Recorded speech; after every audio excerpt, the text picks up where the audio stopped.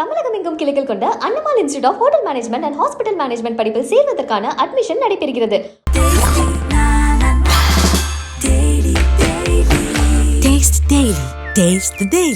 Behind பக்தி நேயர்கள் அனைவருக்கும் வணக்கம்.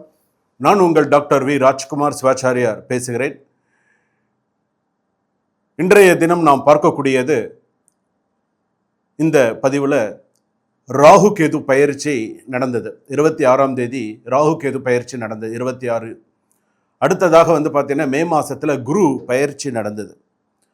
அடுத்ததாக பார்த்தீங்கன்னா இந்த அங்காரகன் பயிற்சி, அடுத்தது இந்த சுக்கிர பயிற்சி, அடுத்தடுத்து ஒரு கிரகங்கள் ஒரு ராசியிலிருந்து இன்னொரு ராசிக்கு மாறக்கூடிய சில விஷயங்கள் எல்லாம் இருக்குது. ஸோ இப்போ ஒரு கிரகங்கள் ஒரு ராசியிலிருந்து இன்னொரு ராசிக்கு மாறும் பொழுது உண்மையிலேயே அவங்க என்னதான் பலன்கள் அனுபவிக்கிறாங்க, என்னதான் கஷ்டங்களை அவங்க அனுபவிக்கிறாங்க அப்படிங்கிறத நம்ம கண்டிப்பாக தெரிஞ்சுக்கணும். என்னென்ன அவங்களுடைய பாசிட்டிவ் என்ன, நெகட்டிவ் என்ன, ப்ளஸ் என்ன, மைனஸ் என்ன, அவங்க என்னென்னலாம் லைஃப்பில் 12 ராசிகள். இன்றைக்கி பார்த்திங்கன்னா ஒரு சின்ன விஷயம், நாம் செய்யாததை நாள் செய்யும், நாள் செய்யாததை கோள் செய்யும். கோள்னு கிரகம். இன்றைக்கி நீங்கள் ஒரு விஷயம் மறந்துடலாம், ஆனால் கிரகங்கள் எதுவுமே மறக்க அன்றாடம் அது செய்ய வேண்டிய வேலைகளை இது செய்து கொண்டே இருக்கும். இன்றைக்கி திங்கக்கிழமையில் பார்த்தீங்கன்னா அங்காரகனுடைய இருக்கும், செவ்வாய்க்கிழமையாக அதே போல் அங்காரகன், அதே போல் புதன்கிழமை அப்படின்னு எடுத்துட்டோன்னா புத பகவானுடையது, வியாழக்கிழமை எடுத்துட்டோன்னா குரு பகவான், வெள்ளிக்கிழமை அப்படின்னு எடுத்துட்டோன்னா சுக்கிர பகவான். இப்படி ஒவ்வொரு நாளும் ஒவ்வொரு கிரகத்துடைய ஆதிக்கத்தில் தான் ஒவ்வொரு நாளுமே போகும். அப்படி இருக்கக்கூடிய நாளில் இன்றைக்கி பார்த்திங்கன்னா இந்த ராகு கேது பயிற்சி அப்படிங்கிறது மிக முக்கியமானது. ஒரு நல்லவனோட ஒரு கெட்டவன் சேர்ந்தால் எப்படி இருப்பான், அந்த நல்லவனும் கெட்டவன் ஆகிடுவான். அந்த மாதிரி தான் அந்த ராகு கேது. ஆசைகளை அதிகப்படுத்தி அவமானப்படுத்தக்கூடியவர் ராகு பகவான். அதே போல் கேது பார்த்தீங்க அப்படின்னு சொன்னால் ஒரு கிரகத்தோட இன்னொரு கிரகம் சேரும்போது இன்னைக்கு மோஸ்ட் ஆஃப் தம் இன்னைக்கு நம்ம நிறைய விவாகரத்து கேஸு பார்க்குறோம், ரிலேஷன்ஷிப் முறியறதெல்லாம் இன்றைக்கி நிறையா பார்க்குறோம். இன்றைக்கி அந்த கேது வாழ்க்கையே வேண்டாம் எங்கன்னா போயிடுறேன் அப்படிங்கிற அளவுக்கு இருக்கும். இதெல்லாம் இந்த ராகு கேது உண்டான ஒருத்தர் பார்த்தீங்கன்னா நான் நல்லா வாழ்ந்து கெட்டவன் சார் அப்படின்னு சொல்லுவான். நல்ல கோடிக்கணக்கில் பணம் இருந்து இன்றைக்கி வாடகை வீட்டில் இருக்கிறவங்களாம் இருக்காங்க. இதுக்கு எல்லாத்துக்கும் காரணம் அந்த திசை, அந்த தசா புக்தி அந்த மாதிரி வரும்போது அவங்க படுற பாடு இருக்குது பார்த்தீங்களா. அவங்களுக்கே தெரியாது ஏன் நம்ம இவ்வளோ நஷ்டமானோம், எதுக்கு நம்ம இவ்வளோ நஷ்டப்பட்டோம் அப்படின்னு அவங்களுக்கே தெரியாது. அந்த அளவுக்கு அவங்களுக்கு இந்த ராகு கேது பயிற்சி அப்படிங்கிறது. இந்த ராகு கேது பயிற்சிங்கிறது என்ன, இப்போ நம்ம பார்த்தோம் மீனராசியிலிருந்து கும்பராசிக்கு ராகு பகவான் வந்தார். அதே போல் கன்னிராசியிலிருந்து சிம்ம ராசிக்கு கேது பகவான் வந்தார். சரி, ராகு கேது அந்த மாதிரி. அடுத்ததாக என்னது, குரு பயிற்சி. குரு பார்க்க கோடி புண்ணியம். குரு ஒருத்தருக்கு குரு கடாட்சம், குரு புத்திரகாரகன் சொல்லுவாங்க. ஒருத்தருக்கு கல்யாண குரு பலன் வந்துருச்சா அப்படின்னு கேட்குறது, குரு புத்திரக்காரன். ஒருத்தருக்கு டைரெக்டாக கேட்க முடியுமா, உங்களுக்கு குழந்தை பிறக்கிற நேரம் வந்துருச்சான்னு கேட்க முடியுமா? அதனால தான் குரு பலன் வந்துருச்சா அப்படின்னு கேட்குறது. இந்த குரு பார்க்க கோடி புண்ணியம். இந்த குரு உச்சமாக இருந்தால் இவங்க எப்படி இருப்பாங்க, இந்த குரு நீச்சமாக இருந்தால் எப்படி இருப்பாங்க, இந்த குரு நட்பாக இருந்தால் சமமாக இருந்தால் எப்படி இருப்பாங்க, அவரவர்கள் சுய ஜாதகப்படி குரு எந்த ஸ்தானத்தில் இருக்கோ அதை வச்சு தான் பார்த்தீங்க அப்படின்னா இந்த குருவுடைய ஸ்தானங்கள். ரிஷபராசிலிருந்து மிதுன ராசிக்கு குரு பகவான் பிரவேசித்தார். ரிஷபராசிக்காரங்க படாத பாடா அதாவது சொல்லில் அடங்காதவை அதெல்லாம் ரிஷபராசிலாம். இப்போ அதை மிதுன ராசிக்காரர்கள் அனுபவிச்சுட்டு இருக்காங்க. ஜென்மராமர் வனத்திலேங்கிற மாதிரி ஏகப்பட்ட சிக்கல்களை அவங்க அனுபவிச்சுட்டு இருக்காங்க. அடுத்ததாக பார்த்தீங்க அப்படின்னு சொன்னால் இந்த செவ்வாய் பயிற்சி, இப்படி ஒரு கிரக பயிற்சிகளும் பார்த்தீங்கன்னா மனிதனை அப்படியே ஆட்டுவிக்கிறது. சனி பயிற்சின்னு நம்ம எடுத்துக்கிறோம்னு வச்சுக்கோங்களேன், அடுத்த வருஷம் தான் சனி பயிற்சி. 6/3/2026 தான் சனி பயிற்சி. அப்போ அந்த சனி மாறும்பொழுது கும்பராசியிலேருந்து மீனராசிக்கு சனி மாறும்பொழுது அப்போ தெரியும் ஒரு விஷயங்களை யார் யாருக்கெல்லாம் என்னென்ன சூழ்நிலைகள்லாம் இருக்குது, எப்படி இருப்பாங்க அப்படிங்கிறது. அதனால் இப்போ நாம் சொல்லக்கூடிய பலன்கள் எல்லாமே பார்த்திங்கன்னா பொது பலன்கள்.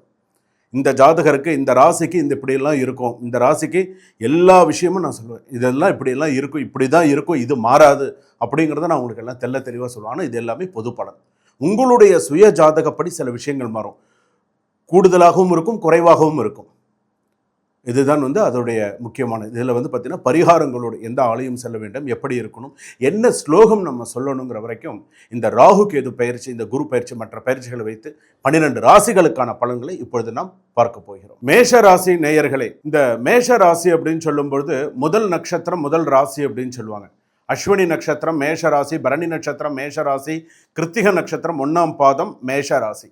சரி, இந்த மேஷராசி அப்படின்னு சொல்கிறோமே, இந்த மேஷராசிங்கிறவங்களுடைய குணாதிசயங்கள் முதல்ல எப்படி இருக்கும், அடுத்ததாக இந்த மேஷராசி அப்படின்னு சொல்லும்போது இவங்க வாழ்க்கையில் கொஞ்சமாவது அடுத்த ஸ்டெப்புக்கு முன்னுக்கு வருவாங்களா, எல்லாமே கேள்விக்குறியாக தான் இருக்கே தவிர வாழ்க்கையில் அடுத்த லெவலுக்கு போகணும்னு நினச்சா ஏன் இவ்வளவு போராட்டம் லைஃப்பில்? அதாவது கஷ்டங்கள் இருக்க வேண்டியது, அதுக்குன்னு இப்படியா? அந்த அளவுக்குலாம் வந்து இருக்காங்க மேஷராசி அப்படின்னு சொல்லும்போது. இதில் என்னென்ன, நீங்கள் வந்து வைராக்கியம் பிடித்தவர். மேஷராசின்னு ஒன்று விஷயம் செய்யணுன்னாலும் செஞ்சு முடிச்சிருவாங்க. அவங்கக்கிட்ட இருக்கக்கூடிய ஒரு ப்ளஸ் அதுதான், ரொம்ப வைராக்கியம் மிக்கவர். அடுத்ததாக வந்து பார்த்திங்கன்னா ரொம்ப துணிச்சல் அதிகம். எதாக இருந்தாலும் பார்த்துக்கலாம், வா எதாக இருந்தாலும் என்னால் முடியும் அப்படிங்கக்கூடிய ஒரு விஷயம் உண்டு. ரெண்டாவது, எதையுமே வெளிப்படையாக பேசிடுவாங்க. மனசுலலாம் உள்ளே வச்சுட்டு உள்ளொன்று வைத்து புறமொன்று பேசுதே, இதுதான் இப்படி தான் நான் பேசுவேன், இப்படி தான் இஷ்டம் இருந்தால் பேசு, இல்லையா போய்கிட்டே இரு. ஆணாக இருந்தாலும் சரி, பெண்ணாக இருந்தால் நான் என் குணாதிசயம் இப்படி தான், என் குணத்துக்கு நீ ஒத்து வரியா பண்ணு, என் கூட இரு, இல்லையா போய்கிட்டே இரு அப்படிங்கிற அளவுக்கு பேசுவாங்க. அந்த அளவுக்கு வந்து ஆனால் கரெக்டாக இருப்பாங்க, ஸ்ட்ரெயிட் ஃபார்வர்ட் பர்சன், கரெக்டாக இருக்கக்கூடியவங்க மேஷராசி அப்படின்னு சொல்லும் பொழுது. ரெண்டாவது வந்து பார்த்திங்கன்னா இவங்களுக்கு ஆன்மீக பற்றெல்லாம் இருக்குது. ஆன்மீக ஈடுபாடு, ஆன்மீக பற்று. ஒரு விஷயம் செய்யணும்னு நினச்சா அதை கரெக்டாக செய்யணும், இல்லைன்னா செய்யக்கூடாது. அந்த அளவுக்கு அவங்களுடைய மைண்ட் செட் வந்து அந்த அளவுக்கு இருக்கும். கோபத்தை கட்டுப்படுத்த வேண்டும். முக்கியமாக மேஷராசிக்காரர்கள் தன்னுடைய அளவுக்கு அதிகமான கோபம் வருதா, ஏதாவது ஒரு தெய்வத்தோடைய பெயரோ ஏதாவது ஒரு விஷயத்தை சொல்லி கோபத்தை அந்த நேரத்தில் கோபத்தை கட்டுப்படுத்திக்கணும். கோவப்பட்டு ஒன்றும் ஆகப்படுத்தல, அந்த நிமிஷத்தை நீங்கள் கோபத்தை கட்டுப்படுத்திக்கிறோம்.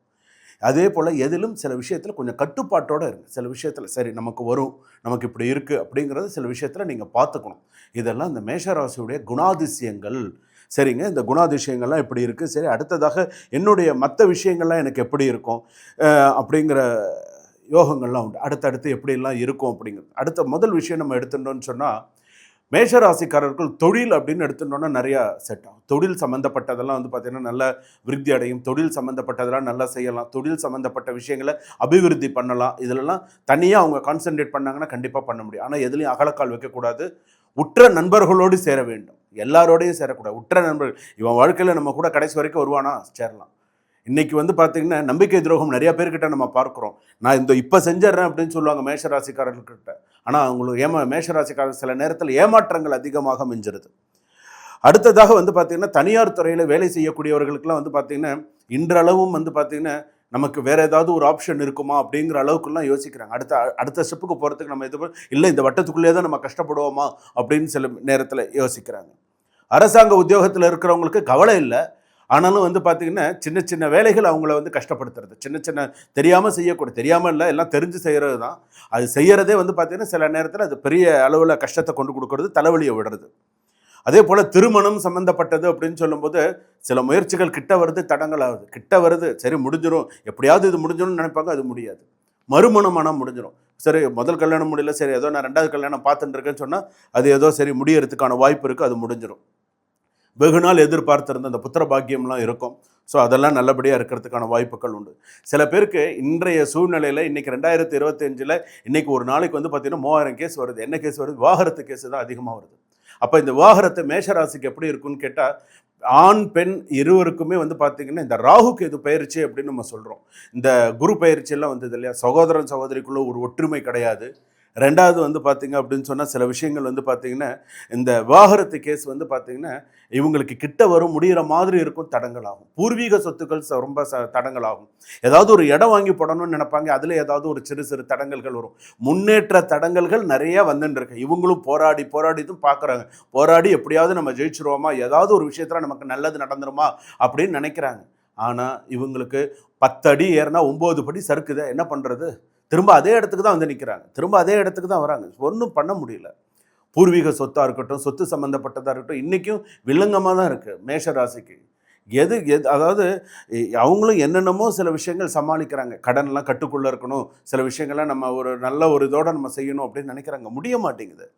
இன்றைக்கி நிலம் வாங்குறது, நிலம் வைக்கிறது, விவசாயம் சம்மந்தப்பட்டது, இதெல்லாம் ஓரளவுக்கு சில விஷயங்கள்லாம் வருதுன்னு வச்சுக்கோங்களேன். மாணவிகள் படிக்கக்கூடியவர்கள் ரொம்ப படிப்பில் மேஷம்னாலே வந்து ஆடு. அதாவது செஞ்சுக்கிட்டே இருப்பாங்க. செய்யலைன்னு முடிவு பண்ணாங்கன்னா செய்ய மாட்டாங்க. மனசு இருந்தால் மார்க்கம் உண்டு, மனம் இருந்தால் மார்க்கம் உண்டு.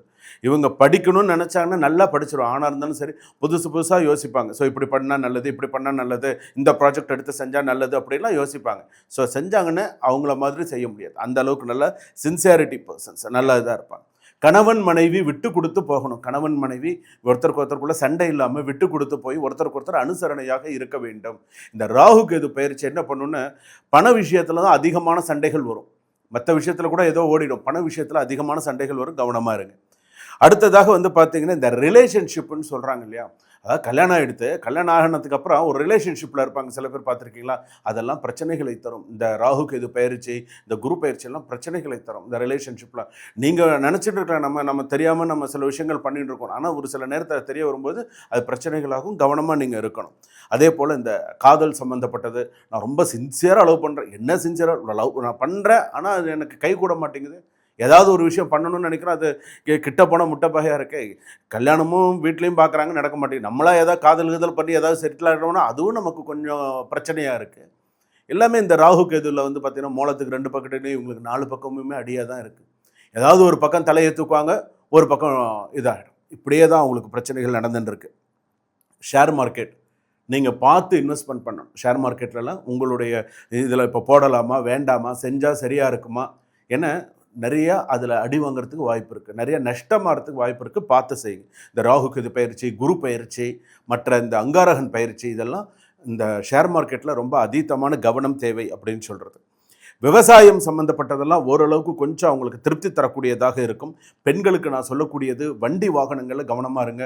ஆண்கள் நீங்கள் சாதாரணமாக போனால் கூட சிறு சிறு பிரச்சனைகள் வரும், கவனமாக போங்க, கவனமாக வாங்க. உடல் நலத்தில் பெரியோர்கள் உடல் நலத்தில் அதிகமாக கவனம் செலுத்த வேண்டும். சில பேருக்கு இந்த வெளிநாடு யோகம் உண்டு. சில பேருக்கு வந்து பார்த்தீங்கன்னா மேஷராசி ஒர்க் பண்ணிகிட்டு இருக்காங்கன்னு வச்சுக்கோங்களேன், அந்த ஒர்க்கிங்லேயே அடுத்த லெவலுக்கு போகக்கூடிய ஒரு சில விஷயங்கள்லாம் கிட்ட வருது. ஆனால் சிலர் அதை தடங்கல் பண்ணுறாங்க. கிட்ட வருது, ஆனால் சில தடங்கல்கள் இருந்துருக்கு. வெளிநாட்டில் இருக்கிறவங்களுக்கு ஓரளவுக்கு சில விஷயங்கள் சமாளிச்சிட்றாங்க. ஆனால் இந்த கடன் விஷயம் மட்டும் அவங்களால சமாளிக்க முடியும். பணம் சம்பாதிக்கிறாங்க, சம்பாதிக்காமல் இல்லை, சம்பாதிக்கிறாங்க. ஆனால் அவங்களுக்கு எங்கே வருது, எப்படி பண்ணணும், அடுத்த லெவலில் அவங்க பண்ணணும்னு நினைக்கும்போது அவங்க ரொம்ப சிரமப்படுறாங்க. சில நேரத்தில் வந்து பார்த்திங்க அப்படின்னு சொன்னால் அவங்களுக்கு மன உளைச்சல், மன சங்கடங்கள்லேயே ஆனால் வெளியில் காட்டிக்க மாட்டாங்க. வெளியில் காட்டிக்காத அளவுக்கு அவங்க சில விஷயங்களை பண்ணிட்டு இருக்காங்க. அடுத்ததாக இவங்களுடைய ராசிப்படி வந்து பார்த்திங்க அப்படின்னு சொன்னால் வியாழக்கிழமை, திங்கக்கிழமை, ஞாயிற்றுக்கிழமையெல்லாம் ரொம்ப அதிர்ஷ்ட கிழமையாக இருக்கும். வெள்ளிக்கிழமை ரொம்ப கவனமாக இருங்க. நாளைக்கு வெள்ளிக்கிழமையாக ரொம்ப கவனமாக இருங்க. என்ன செய்யணும், எப்படி, அப்போ தான் தேவையில்லாத சிறு சிறு பிரச்சனைகள் வரும், கவனமாக இருங்க. முருகனுக்கு ஷட்கோண தீபம் ஏற்றுங்க. ஷட்கோண தீபம்னு பேர். 6 தீபம் 6 திசையில் ஏற்றணும். ரொம்ப விசேஷமானது. ஒரு முறை செஞ்சால் கூட போதும். சுப்பிரமணிய சுவாமிக்கு சண்முகார்ச்சனை பண்ணுங்க, ரொம்ப விசேஷமானது. சண்முகார்ச்சனை பண்ணணும் அப்படின்னு சொல்லி நீங்கள் பண்ணினீங்க அப்படின்னு சொன்னால் உங்களுக்கு ரொம்ப ரொம்ப ரொம்ப சிறப்பான ஒரு சூழ்நிலையில் இருக்கும். உங்களுடைய அதிர்ஷ்ட நிறம் அப்படின்னு சொன்னால் எப்போதுமே இதை ஞாபகம் வச்சுக்கோங்க. ஒரு சிகப்பு, பச்சை, இதெல்லாம் வந்து உங்களுக்கு மணி ஃப்ளோட்டிங்கில் இருக்கும். ஸோ இந்த சிகப்பு பச்சையெல்லாம் எப்போதுமே பயன்படுத்துகிற மாதிரி வச்சுக்கோங்க. முருகப்பெருமானுடைய பூரண ஆசீர்வாதத்தோடு, இந்த ராகு கேதுவோடைய பூரண ஆசீர்வாதத்தோடு நீங்கள் அமோகமாக இருப்பீங்க. நீங்கள் தினமும் சொல்ல வேண்டிய மந்திரம் ஓம் ஐம் வேல் காக்க, ஓம் ஐம் வேல் காக்க, ஓம் ஐம் வேல் காக்க. இதை தினமுமே 27 முறை சொல்லிவிட்டு உங்கள் வேலையை ஆரம்பிங்க. அன்னைக்கு நாள் எப்படி இருக்குது, அன்று இரவு தூங்க போகும்போது ஓம் ஐம் வேல் காக்க இதை 27 முறை சொல்லிட்டு தூங்குங்க. 45 நாளில் உங்களுக்கு என்ன மாற்றங்கள் வருதுங்கிறத கமெண்ட்டில் நீங்கள் சொல்லுங்கள். சுபா.